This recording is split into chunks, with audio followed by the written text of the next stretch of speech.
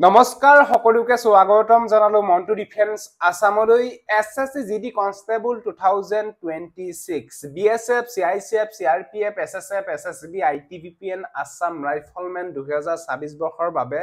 পুনৰ নতুনকৈ পদ মুকলি কৰা হ'ব এই মাহতে যেহেতু অক্টোবৰ মাহতে পুনৰ নতুনকৈ পদ মুকলি কৰা হ'ব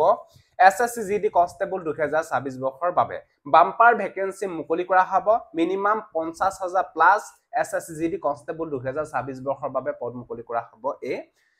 মাহতে এই মাহৰ পৰাই আপোনালোকে এপ্লাই কৰিব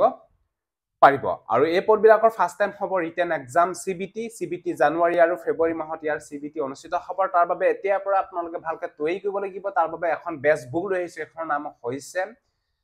সাকসু বুক এসএসসি জিডি কনস্টেবল 2026 বৰ্ষৰ বাবে বেষ্ট বুক সাকসু বুক ইয়াতে অল সাবজেক্টৰ বুক अवेलेबल পাব ইয়াতে প্ৰেক্টিস